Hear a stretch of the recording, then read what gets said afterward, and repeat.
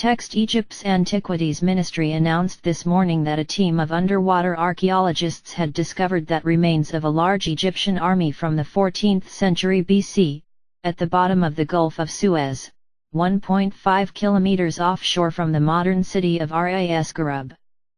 The team was searching for the remains of ancient ships and artifacts related to Stone Age and Bronze Age trade in the Red Sea area, when they stumbled upon a gigantic mass of human bones darkened by age. The scientists, led by Professor Abdel Muhammad Gader and associated with Cairo University's Faculty of Archaeology, have already recovered a total of more than 400 different skeletons, as well as hundreds of weapons and pieces of armor, also the remains of 2 war chariots, scattered over an area of approximately 200 square meters. They estimate that more than 5,000 other bodies could be dispersed over a wider area, suggesting that an army of large size who have perished on the site. This magnificent blade from an Egyptian Kapesh was certainly the weapon of an important character. It was discovered near the remains of a richly decorated war chariot, suggesting it could have belonged to a prince or nobleman. Text Many clues on the site have brought Professor Gader and his team to conclude that the bodies could be linked to the famous episode of the Exodus.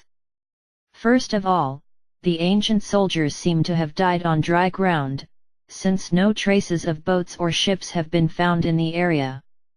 The positions of the bodies and the fact that they were stuck in a vast quantity of clay and rock, imply that they could have died in a mudslide or a tidal wave.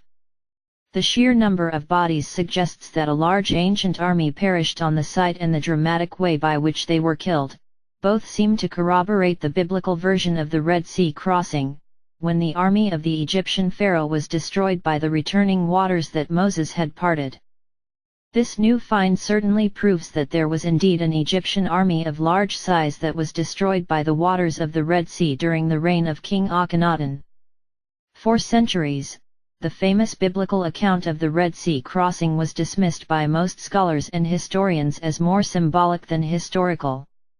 This astounding discovery brings undeniable scientific proof that one of the most famous episodes was indeed based on an historical event. It brings a brand new perspective on a story that many historians have been considering for years as a work of fiction, and suggesting that other themes like the plagues of Egypt could indeed have an historical base.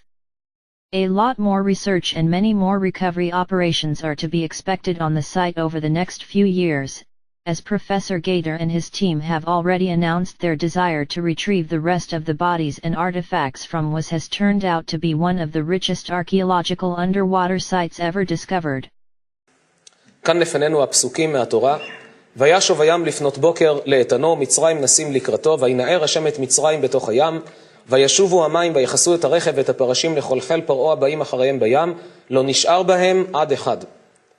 אז ישיר משה ובני ישראל את השירה הזאת להשם, בהמשך כתוב, נשפת ברוחך כי שמו ים, צללו כעופרת במים אדירים.